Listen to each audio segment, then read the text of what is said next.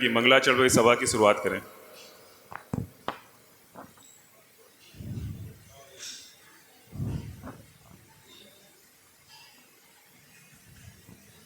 जय बोली चंदा प्रभु भगवान की जय, मुनि संघ की जय।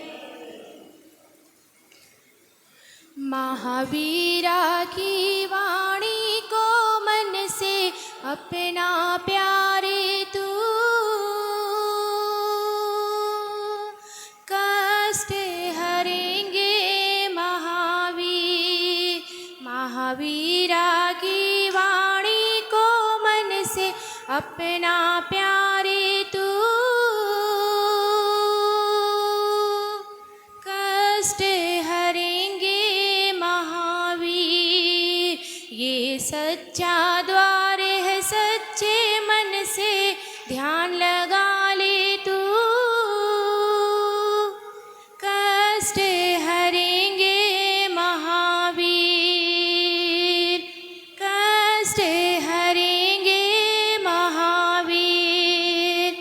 कई भव में तू अटका नर जन्म है पाया, कई भव में तू अटका नर जन्म है पाया।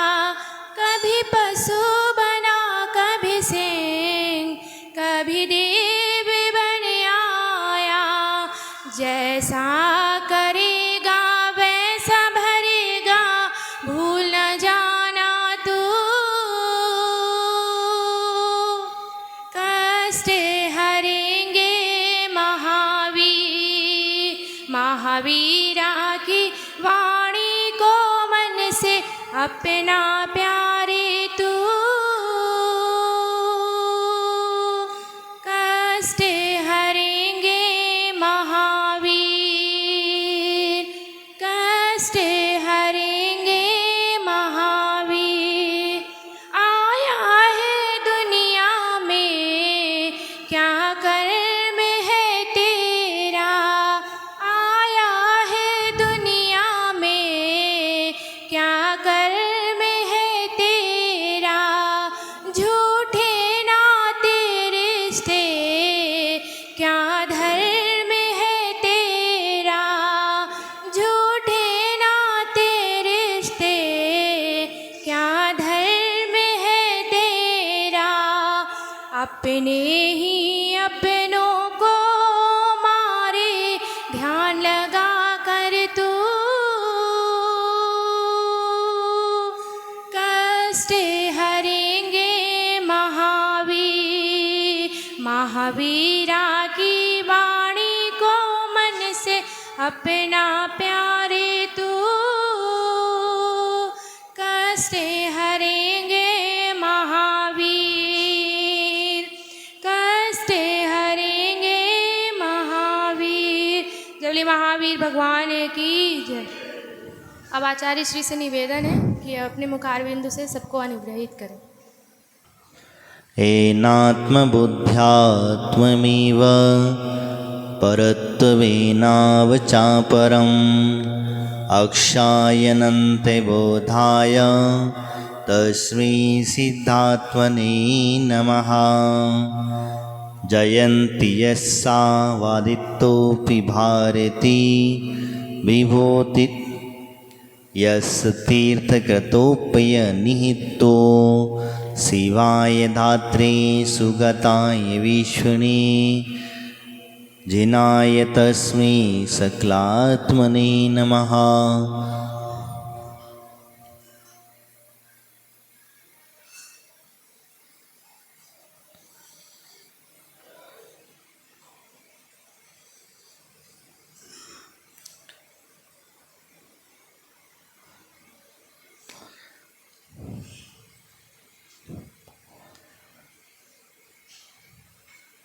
ज्ञानी और अज्ञानी का व्यापार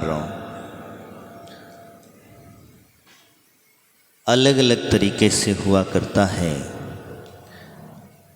ज्ञानी व्यापार करेगा तो कैसे करेगा और अज्ञानी करेगा तो कैसे करेगा, ये वास्तव समझें। क्योंकि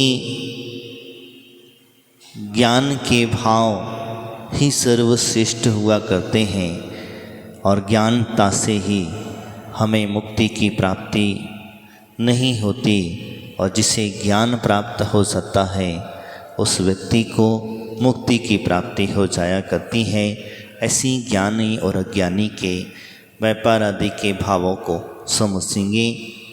शरीरे वाची चत्मनाम संधते वाक् शरीरियो भ्रांतो भ्रांता पुनस्तत्वं प्रथागी सम निबुध्यते।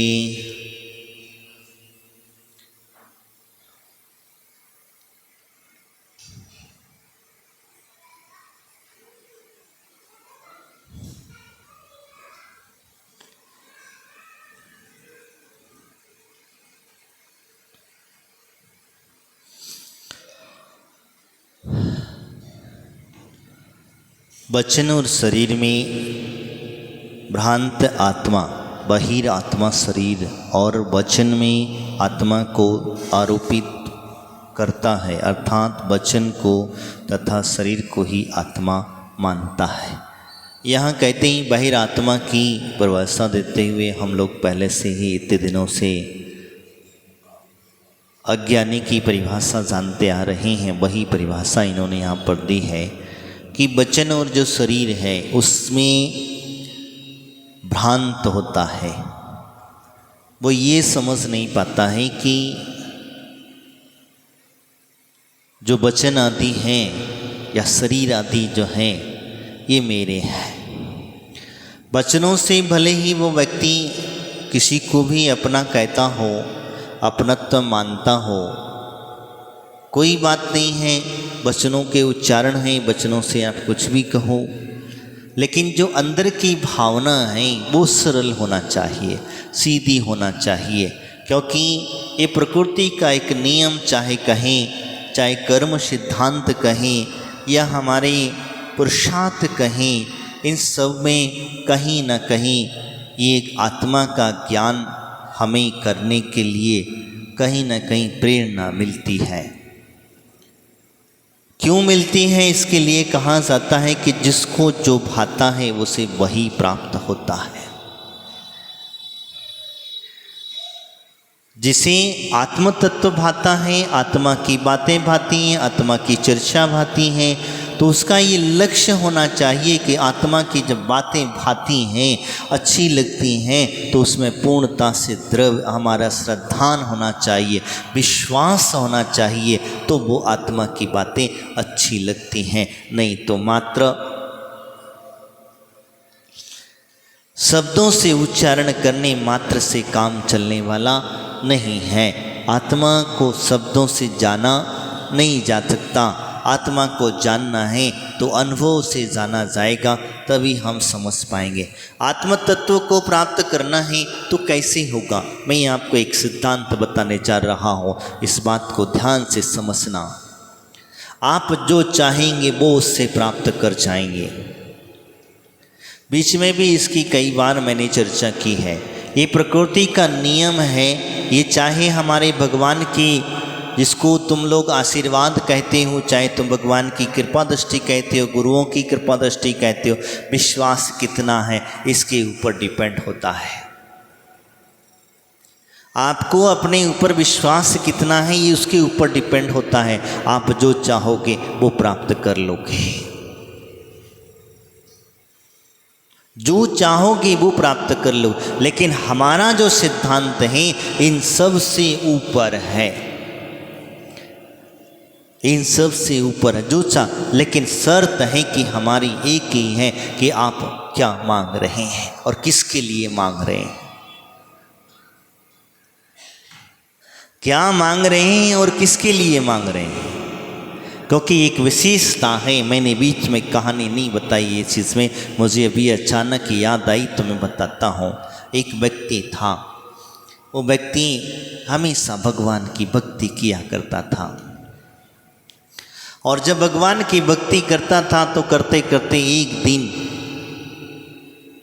उसका जो भगवान का रक्षक था वो प्रकट हो गया और अंदर से आवाज़ आई, मांग ले क्या चाहिए तुझे। वो व्यक्ति के जब मांगने की बात आई तो उसने कहा मांग ले क्या चाहिए तुझे, जो मांगेगा वो मिलेगा, लेकिन वह शर्त ये है कि तुमको एक मिलेगा, पड़ोसी को दो मिलेंगे। क्या हुआ? तुम जो भी मांगोगे उससे तुम्हें तो एक मिलेगा और तुम्हारे पड़ोसी को दो मिलेंगे। बड़ा चिंता में पड़ गया। बताओ, मैं इतने दिनों से भगवान की भक्ति कर रहा था, मैं भगवान की स्तुति आराधना कर रहा था और उसके बदले में मुझे एक मिलेगा, और पड़ोसी जो है वो कभी मंदिर तक नहीं आता है, वो कभी भगवान की भक्ति नहीं करता, आराधना नहीं करता है, स्तुति नहीं करता, उसको दो मिलेंगे, कुछ गड़बड़ है। उसने कहा ठीक, कोई बात नहीं, तुमसे डबल मिलेगा, ये ध्यान रखना। तो उसने कहा पहले तो धन दौलत मांगी, तो धन दौलत से अपना घर भर लिया। बोले ठीक। अब इसके बाद में, क्योंकि उसके पास 3 ही क्वेश्चन थे, तीसरे के चौथा क्वेश्चन नहीं था। दूसरे में उसने सांसारिक सुख मांगा, घर परिवार का सुख मांगा, उसने कहा ठीक, ये भी दे दिया, उसको डबल टिबल मिल गया। अब तीसरा नंबर आया तो अंत में उसने कह दिया कि पानी पीने के लिए कुआं चाहिए, तो मेरे दरवाजे के सामने एक कुआं। क्या हुआ? एक कुआं खुद जाना चाहिए, तो उसने क्या किया, एक कुआं खुद किया, तो सामने वाले के सामने। क्या हुआ? 2 कुएं खुद गए। तो बोले ठीक है, अब बोले कि मेरी एक आंख फूट जाए। क्या हुआ? मेरी एक आंख फूट जाए तो वहां दूसरे की क्या होगा? दोनों आंखें फूट जाएंगी। तो यही होता है हमारी जो भ्रांतियां हैं कि हम सामने वाले का बुरा करना चाहते हैं, लेकिन ये हम कभी बुरा कभी हम बुरा नहीं कर पाते। तो फिर एक के आँख फूटने की मांगी, उसकी दोनों आंखें फूट गई, ठीक है, लेकिन हो सकता है उसकी तीसरी आँख खुल सकती है।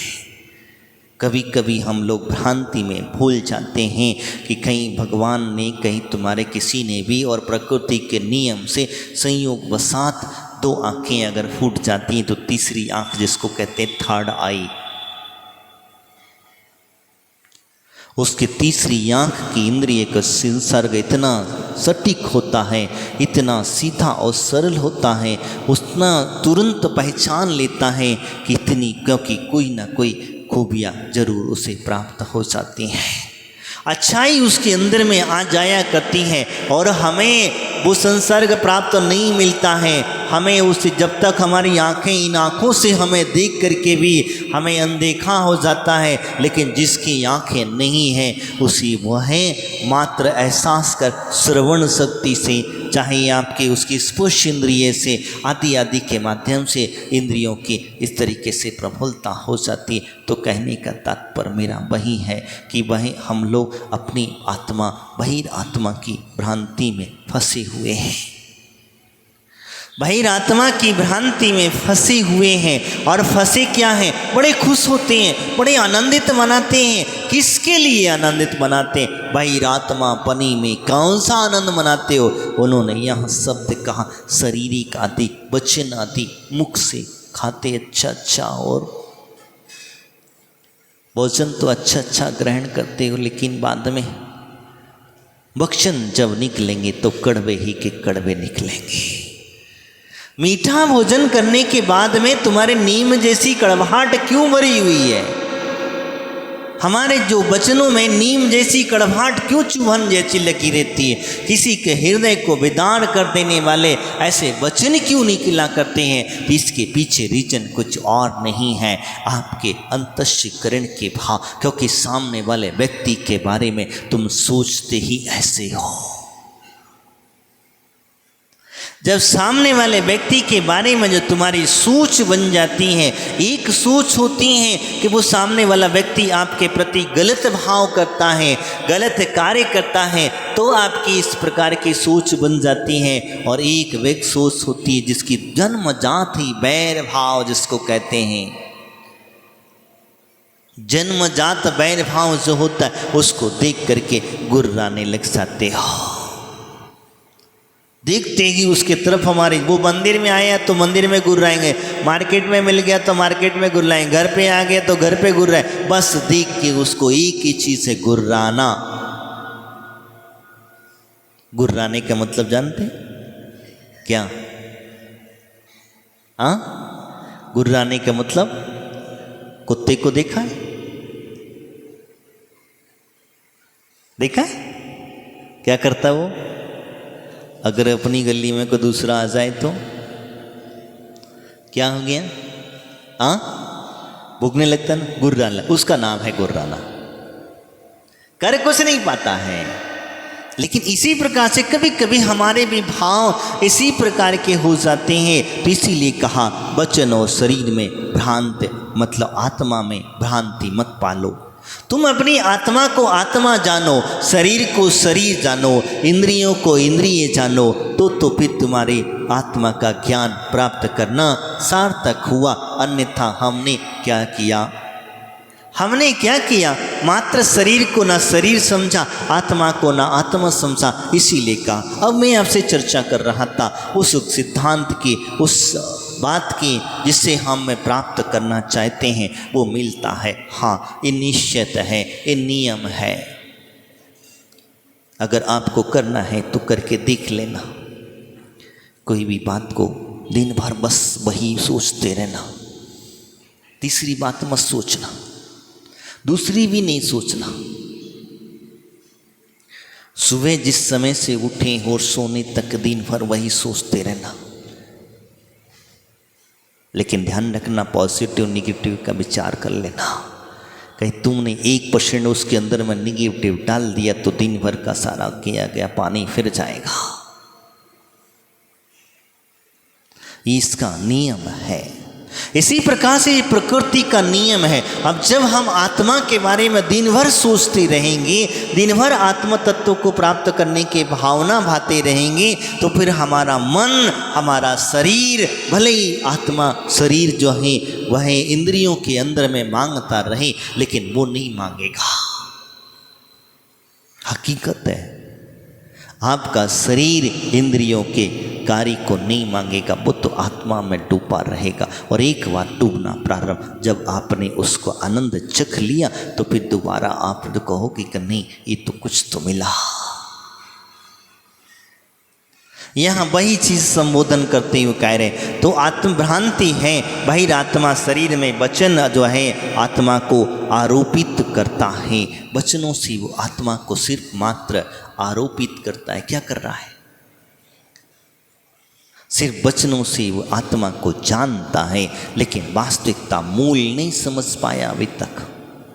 और मूल ना समझने की वजह से ही हमारा चक्रव्यूह का भ्रमण चल रहा है। इसीलिए कहा जाता है मात्र जानता है, लेकिन ज्ञानी पुरुष जो होता है, ज्ञानी पुरुष जो होता है वो शरीर को नहीं जानता, शरीर के चक्कर में नहीं पड़ता, शरीर को अपने जो इंद्रियां मांग रही वो भ्रांति को उसके चक्कर में अपने आप को नहीं लगाता। वो तो अपने आत्म तत्व को वो कहती हैं आत्मा शरीर और वचन से के स्वरूप के पृथक आत्मा से भिन्न समझता है। आत्मा जो है वो शरीर और जो वचन आती हैं इनसे भिन्न है। कैसी है? वचनों से जाना जाएगा, समझा जाएगा? नहीं समझा जाएगा। शरीर से समझा जाएगा?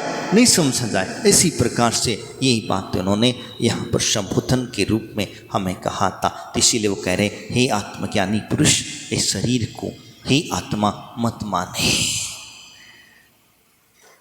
इस शरीर को ही आत्मा मत माने। अगर तू शरीर को ही आत्मा मान करके बैठ गया तो सब कुछ गड़बड़ हो जाएगा। इसीलिए वो कहते हैं, आके वो कहते हैं और क्या करता है? तो वो कहते हैं ना तस्ति इंद्रियर्थेषु यत्क्षेमंकरात्मना तथापि रमते बलस्तत्रैव ज्ञान भावान्तः। कहते हैं पांचों इंद्रियों के विषय में वह कुछ भी नहीं, तो आत्मा के हित में हो। फिर मोही अज्ञानी जीव अज्ञान भाव से चिरकाल तक मिथ्यात्व में संस्कारवश उन्हीं विषयों में रमण करता है। ये स्वाभाविक है। विषयों को विषय मांगते हैं। शरीर का जीव है, शरीर को ही रमण करना जानता है। आत्मा आत्मा में रमण करना चाहती है। तो भेद विज्ञान है, नहीं तो फिर क्या है। हम कहते हैं हमारे कर्म सिद्धांत को क्यों मानते हैं, हमारे कर्म कैसे बंध जाते हैं, हमने ऐसा कौन सा कर्म किया जिसकी वजह से हमें ये दुख और पीड़ाएं झेलना पड़ रहे। इसीलिए क्योंकि कर्म किसी और ने नहीं, आपने जब किया था, बुलाया था, तब उसी समय पर बंध गया। जैसे आपने देखा होगा आश्रव जो होता है, कर्मों के आने को आश्रव कहा जाता है। अब आपने कौन से मेहमान और कैसे कर्म बुलाएं, वो आपके ऊपर डिपेंड है। इसीलिए मैंने कहा ये सिद्धांत है, ये वास्तविकता प्रकृति का नियम है कि आपने जिसको बुलाया वही आएगा, दूसरा नहीं आ सकता। आ सकता क्या? हाँ, नहीं आ सकता ना। चेलना रानी ने जब परीक्षा लेने की बात हुई तो जब उसने दूसरे साधुओं का अपमान कर दिया था, उन्हें जूते चमड़े की खुद की काट के ही उन्हें खिला दी गई थी, तो राजा श्रेणिक ने कहा था कि मैं भी तुम्हारे गुरु का अपमान करूंगा, मैं भी देखता हूँ। तो उन्होंने कहा ठीक है, परीक्षा करना है तो कर लो। राजा श्रेणिक ने क्या किया, जहाँ पर आहार होता था उसके नीचे एक खड्डा खुदवा दिया, तलघर बनवा दिया। क्या करा? तलभर बनवा दिया। और तलभर बनाने के पश्चात में जो है उसके ऊपर एक फरसी लगवा दी गई, जिससे कि समझ में ना आए, चेलना रानी को समझ में ना आए कि यहाँ पर कुछ नीचे है। ऊपर चंदवा बंधा, सब जौ का तो है, कुछ भी अंतर नहीं है। परीक्षा की जब बात थी तो जौ की तो है, आखिर क्या है? तो उसने तो अपमान करना था किसे? राजा श्रेणिक को, मुनिराज का अपमान करना था। तब उस समय पर वो कहते हैं कि उस समय पर रानी चेलना ने एक ही शब्द का उच्चारण किया। क्या कहा? त्रिगुप्ती के धारी मुनिराज, अत्रो अत्रो तिष्ठो तिष्ठो, आहार जल शुद्ध है। तुम लोग क्या बोलते हैं?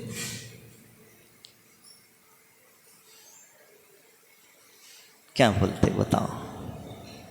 वो भी बोलते कि नहीं बोलते? दूसरे पड़ोसी ने बोल दिया तो उसमें हमारा नंबर लग गया।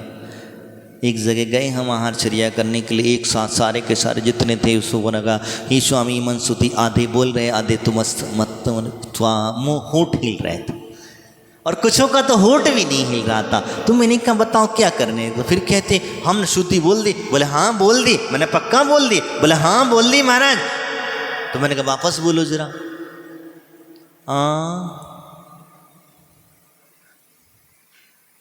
मैंने कहा वापस बोलो जरा शुद्धि। मैंने कहा वापस बोलने को लगवाए। जब वापस बोलने लगवाए तो उन्होंने कहा शुद्धि आती नहीं है, अब क्या करें?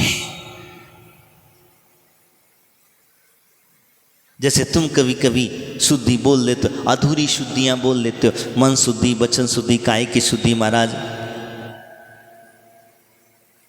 गड़बड़ बोल देते हो। और उसके आगे का शब्द तो हम बोलते नहीं है। आहार जल शुद्ध है, आहार ग्रहण करो, कहते क्या? नहीं कहते। कई कहते, कुछ कहते नहीं, बस आहार जल, महाराज आहार जल शुद्ध है, खाना है तो खाओ, नहीं तो जाओ। क्या हुआ? हमने पूरा ज्ञान न दिया। इसी वजह से ऐसी अज्ञानतापूर्ण भ्रांति होती। तो मैं आपसे चर्चा कर रहा था, रानी चेलना का पति राजा श्रेणिक ने परीक्षार्थ के लिए दोनों के दोनों पड़घान के लिए खड़े हो गए। क्या हुआ? दोनों के दोनों जब पड़घान के लिए खड़े हो गए तो पड़घान के करते समय रानी चेलना ने आवाज लगाई कि त्रिगुप्ती के धारी मुनिराज, अत्रो अत्रो तिष्ठो तिष्ठो, आहार जल शुद्ध है। तुम तो कुछ बोलते ही नहीं हो। नियम है ये, स्वामी नमोस्तु, नमोस्तु तो जब बोला जाता है जब मुनिराज दिख जाएं, कहीं दूर से ही नज़र आ जाए कि महाराज आ रहे हैं, तो उस समय पर स्वामी नमोस्तु नमोस्तु बोला जाता है। जब महाराज नज़दीक आ जाएं तो अत्रो अत्रो तिष्ठो तिष्ठो बोला जाता है। तुम तो कुछ बोलते ही नहीं हो।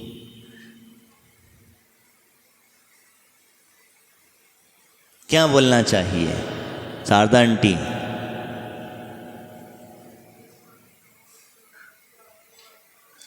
कब बोलना चाहिए?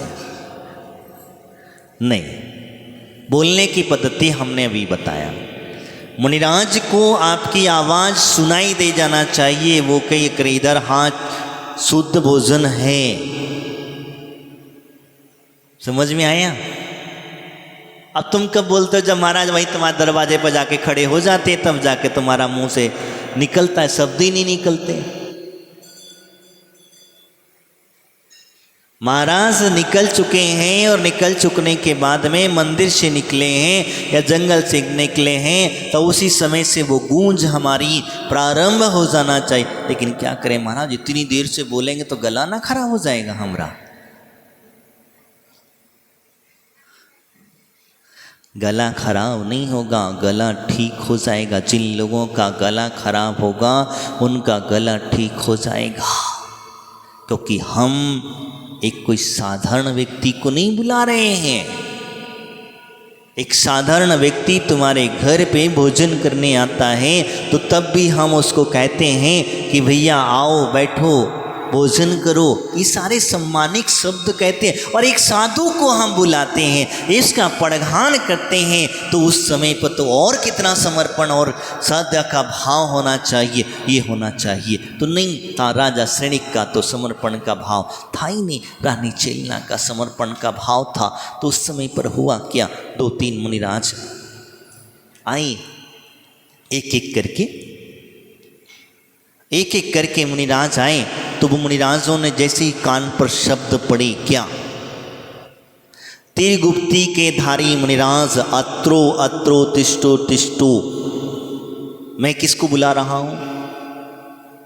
मैं किसको बुला रहा हूं? 3 गुप्ती के ज्ञान ने, 3 गुप्ती के धारी जो मुनिराज हैं वही आकर के तिष्ठे, बाकी के मुनिराज अपना रास्ता नाप लो। मतलब दूसरी जगह पड़ गो जहाँ जो तुम्हारे बुला। तो यानी कहने का मतलब ये है कि हमारे शब्दों में जो आकर्षण हुआ करता है, हमारे शब्दों में जो वजन हुआ करता है, वो वजन हम जैसे जैसे बोलते हैं वैसे वैसे वो कार्य हुआ करता है। इसीलिए ये विशेष करके ध्यान में रखना। हुआ क्या, 3 गुप्ती के धारी मुनिराज वहाँ पहुँचे। पहले आए एक मुनिराज, वो 1 गुप्ती के धारी थे, वो पीछे लौट गए। दूसरे मुनिराज आए, वो 2 गुप्ती के धारी थे, वो लौट गए। तीसरे मुनिराज जो थे वो जब गए तो 3 गुप्ती के धारी थे, इसीलिए वो अंदर चले गए। अब चले गए तो ठीक, बुलाया है तो जाएंगे तो सही। अब जब जाएंगे तो जाने के पश्चात में होता ये है कि एक पाटा लगा हुआ था। क्या लगा था? पाटे पर महाराज को उच्चासन, कहा कि महाराज उच्चासन विराजो। तो महाराज 3 गुप्ती के धारी थे, उन्होंने कहा इस पाटे को उठाओ। क्या हुआ? उस पाटे को उठाओ, और जैसे ही पाटा उठाया वैसे ही राजा सैनिक की पोल खुल गई, क्योंकि नीचे ऐसा पाटा रखा गया तक नीचे का कुछ दिखे ना। और जैसे पाटा उसी के ऊपर था, जैसे ही पाटा उठाया कि पाटा सहित नीचे धड़ा। कौन? राजा सैनिक नहीं गया, राजा सैनिक क्यों उठाएगा? वो जो व्यक्ति उठाने वाला था वो नीचे धड़ाम से गिर गया। और जैसे ही गिरा महाराज ने अंतराय किया, वो चलते बने। क्या हुआ? उनके सामने जब गिरा तो इस तरीके से उन्होंने अंतराय कर दिया। अंतराय करने के बाद में इसलिए वो अपमानित न कर सका, वो तो मुनिराज को अपमान करने के भाव से। इसी के बाद में फिर कूद के मरा हुआ सर्प जो है मुनिराज के गले में आदि डाला गया। तो कहने का तात्पर्य मेरा यही है। तो मैं आपसे जो कह रहा था कि पांचों इंद्रियों के विषय में वह कुछ भी नहीं है, आत्मा ही के हित को ही जानता, आत्मा का हित करता, बाकी के इंद्रियों के चक्कर में नहीं पड़ता। तो इंद्रियों के चक्कर में नहीं पड़ने का उद्देश्य उसका क्या? क्योंकि इनके चक्कर में जब पड़ा तो फिर आत्मा का ज्ञान नहीं कर पाएगा। इसीलिए तो मैं आपसे बार बार इसीलिए कह रहा कि जो आप जिसके पीछे भागते हो वो आपको अवश्य मिलता है, बस शर्त है कि तुम्हें विश्वास होना चाहिए। तुमने इंद्रियों का सुख मांगा तो इंद्रियों का सुख मिलेगा, लेकिन तुम्हें विश्वास तो हो, तुम्हें अपने आप पर विश्वास तो हो, तुम्हें विश्वास ही नहीं है। और जब विश्वास नहीं है तो फिर इंद्रियों का सुख हमें कैसे मिलेगा? और जब तुम्हें विश्वास हो कि मैं आत्म तत्व को प्राप्त करना चाहता हूँ तब मुझे आत्म तत्व की प्राप्ति हो पाएगी। एक बार ऐसा ही एक विषय मुझे याद आया, अचानक से बता देना चाहता हूँ। एक बार क्या हुआ, गुरु शिष्य में बहस हो गई। बहस हो गई तो शिष्य कहता है कि मैं भाग्य को बदलना जानता हूं, और गुरु कहते हैं कि देखो भाग्य में जो लिखा है उसे कोई नहीं बदल सकता। कर्म सिद्धांत है, कर्म जैसा किया है उसे कोई बदल सकता है क्या? कर्म सिद्धांत यहाँ कहता है कि कोई बदल नहीं सकता। जो जैसा कर्म तुमने और तुम्हारे कर्म ये लिखा है पक्का है, वो कहता नहीं मैं इसे बदल सकता। उसके भाग्य कर्म में लिखा हुआ था कि उसकी जो शादी थी वो तो उच्च कुलीन व्यक्ति था। कौन था? जो शिष्य था वो उच्च कुलीन था और उसकी शादी नीच कुलीन लड़की से होना थी, ये उसकी भाग्य में लिखा हुआ था, कर्म में लिखा। क्योंकि कोई पूर्व में कर्म बांध लिया गया, अब वो बांध लिया गया तो उस तरीके। अब यहाँ तक कि गुरु ने कह दिया कि फला फला की लड़की जो है वो तुम्हारी घरवाली बनेगी, तो उसने कहा ऐसे कैसे हो सकता है? मेरे माँ बाप तो इसे स्वीकार नहीं करेंगे, आज्ञा नहीं देंगे। इस अकुलीन लड़की को हमारे घर में कैसे आने देंगे? असंभव है। उसने कहा ठीक, अब मैं इसको गुरु की बात को बदल देता हूँ। वो गुरु ने बता ही दिया कि फला लड़की है, तब इस लड़की से कैसे पीछे छुड़ाना है। उसने अपनी युक्ति लगाना प्रारंभ किया।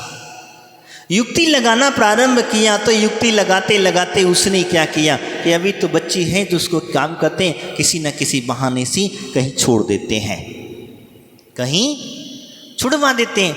अब उसको छुड़ाया, जंगल अंगल आदि में छुड़ाया, जंगल में छुड़ाया तो फिर आ गई।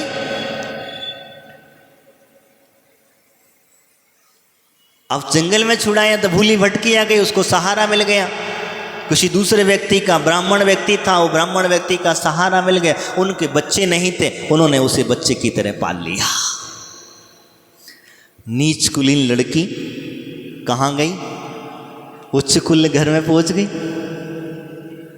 संयोग देखिए कि लड़की का जब संबंध करने आया, शादी करने का मौका आया तो वो लड़का ही मिल गया जिससे गुरु के साथ में विरोधाभास हुआ था। यानी कि गुरु ने कहा था कि नहीं तुम लड़की से ही पढ़ना है। तो संयोग वो साथ देखी लड़की पहनाने की बारी आई तो वो पूछा गया, ठीक है। बोले जाके लड़की को जैसे ही लड़के ने देखा उसने तो अपना माथा पकड़ लिया। बोले वाकई में ये तो फिर गले पड़ गई, फिर गले पड़ गई। आगे और क्या हुआ? बहुत कुछ घटनाएं लंबी चौड़ी, मैं उसको संक्षिप्त में आपको बता रहा हूँ। आगे बहुत कुछ घटनाएं घटी, फिर गले पड़ गई। बोले आखिरी में फिर घर गए, फिर एक काम करा। बोले ठीक, अब कैसा करें? अब तो शादी हो रहेगी। उसने कहा ठीक है, शादी भी हो गई।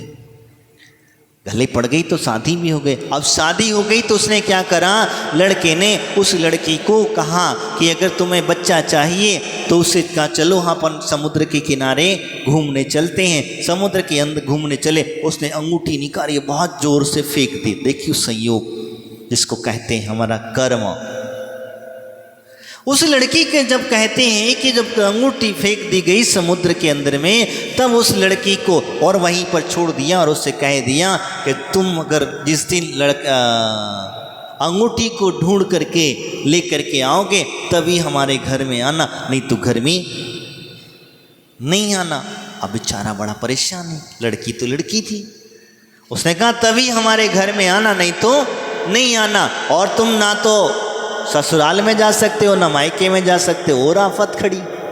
अगर तुमने जा कर के वहाँ जाके बता दिया कि ऐसे ऐसा किया तो फिर तुम कभी भी तुम्हारे संतान उत्पन्न नहीं होगी। मायाचारी थी क्योंकि उसे पीठा छुड़ाना था। तुम्हारे यहाँ कभी संतान उत्पन्न नहीं होगी। अच्छा ठीक है। वो लड़की बेचारी सुबह से शाम हो गई। शाम के टाइम में कहते हैं उस गांव में एक क्षत्रिय रहता था। क्षत्रिय रहता था तो क्षत्रिय दोनों पति पत्नी परिवार सहित कहीं से घूम करके आ रहे थे। उस लड़की को अकेला पाया। शाम का वक्त था, जंगल का पर्व था। उसने कहा बेटी तुम कौन हो, क्या हो? तो उससे पूछा। बोले एक काम करो, आप मेरे साथ में चलो और घर में जाकर के खाना बनाने का काम उसको लगा दिया। संयोग देखिए कि जिसको कहते हैं भाग्य की व्यवस्था, कर्म सिद्धांत कहता है कि उसे खाना बनाने के लिए लगा दिया गया। वो क्षत्रिय परिवार उसी लड़की को घर में रह करके कई दिनों तक बीत गया। बीत जाने के पश्चात में होता ये कि लड़के ने दूसरी शादी करने के भाव बनाए। लड़के ने दूसरी शादी करने के भाव बनाए और भाव बनाए, लड़की भी मिल गई, शादी करने भी चला गया। और चला गया तो उसने फिर विचार किया कि हमारे एक पिताजी के मित्र हैं, यहाँ पर रहते हैं, पहले उनसे मिल लें, तत्पश्चात अपन शादी। और मित्र कौन था? वो क्षत्रिय जो था वो मित्र था उसके पिताजी का। तो उसने जा कर के पहले बाद में शादी करेंगे। और संयोग वसात जैसे ही गया, जा कर के देखता क्या है, फिर लड़की दिख गई। अब तो बेचारा परेशान हो गया। अब परेशान हो गया तो उतने में ही वो होता क्या है कि जब लड़की वहाँ से गुजर रही थी, क्षत्रिय था, उसको मछली आदि जो खाने का बहुत शौक था। क्षत्रिय तो क्षत्रिय था तो उसने कहा, तो बेटी लड़की ने कहा हम तो नहीं खाते हैं, आपको खाना है तो हम बना देंगे। समुद्र से मछली आई, वो मछली जो अंगूठी फेंकी थी वो मछली गटक गई थी। देखो कितना बड़ा सब कहते हैं, मछली जो है वो अंगूठी को गटक गई थी और वो अंगूठी वहाँ पर वापस निकल आई। और निकल आई तो दिखा करके लो अंगूठी, अब चलो बोले कि हो गया कल्याण। तो कहने का तात्पर्य मेरा वही है कि हम जिस कर्म से भागते हैं, जिन कर्मों से भागते, जिन इंद्रियों से हम भागते हैं, इन इंद्रियों से और आत्मा से हम बहुत दुखी। आत्मा की चर्चा नहीं करते, आत्मा की बात नहीं, तो बार बार तुम्हारे सामने वो आत्मा आत्मा आत्मा आत्मा साथी, और तुम इंद्रियों से भागते हो तो इंद्रियां तुम्हारे सामने आकर के खड़ी हो जाती हैं। तो ये कर्म है और कर्म से जितना हम पीछा छुड़ाएंगे उतना ही वो तुम्हारे सामने किसी ना किसी रूप में आकर के खड़ा हो जाए। तो फिर क्या करें? तो फिर क्या करिए? अब तो यहाँ कहते हैं कि आप उस कर्म सिद्धांत को जब जान, पहले जानो। और किसको जानना है? आत्मज्ञानी आत्मा को जान लो, समझ लो। इंद्रिय का कार्य इंद्रिय करेगा, आत्मा का कार्य आत्मा करेगा। अब तुम्हारे भाव कैसे वो समझना। मैं आपसे जो समझाने की कोशिश कर रहा हूँ कि भाव क्या है। अपने लक्ष्य को रखना, संसार में रहना, हर कार्य को करना, हर क्रिया में अग्रसर रहना, लेकिन हमारा मूल लक्ष्य जो है उस आत्म तत्व को प्राप्त करने का है, उस परम पद को प्राप्त करने का है। उस पद को कभी ना भूलना। और तुम जब उस परम पद में स्थिर होने के भाव रखने लग जाओगे, परमात्मा बनने के भाव बनने लग जाएंगे और परम पद में स्थित होने लग जाओगे, तो इंद्रियां तुमसे दूर भागने लग जाएंगी। और जब भागने लग जाएंगी तो आपके भाग्य में जो लिखा है वो उसे कोई बदल नहीं सकता। अगर तुम्हारे भाग्य में संसार लिखा है तो तुम संसार में ही रमण करोगे, और तुम्हें अगर भाग्य में मोक्ष मार्ग लिखा है तो मोक्ष मार्ग में ही तुम रमण करोगे। लेकिन उसको बदलने के लिए एकदम डायरेक्टली मत कूद बैठना, उसको बदलने के लिए डायरेक्टली मत कूद बैठना, इसको बदलने के लिए डाइवर्ट करना अपने आप को। और जब डाइवर्ट करोगे तभी ये बदल सकता है, अन्यथा नहीं बदल सकता। हम किसी से, हर एक व्यक्ति से कहते हैं तुम महाराज बन जा तुम, तो जब तक उसके भाग्य में होगा तभी तो बनेगा, जब तक इसके पहले क्या बन पाएगा वो? बन पाएगा? अरे सामने थाली में भोजन पड़ा हुआ है लेकिन उसे वो चख तक नहीं पाता है, उसे वो ग्रहण तक नहीं कर पाता। यही कारण होता संबोधन देना हमारा काम है। तो ज्ञान प्राप्त करना, पहले सबसे पहले ज्ञान के पीछे पड़ना, और जब ज्ञान प्राप्त हो जाए तो फिर आत्मा का ज्ञान आपको अवश्य प्राप्त हो जाएगा। इन्हीं भावनाओं के साथ में आज इतना ही। बोले महावीर भगवान की, आचार्य उदयशी पुल सागर जी महाराज की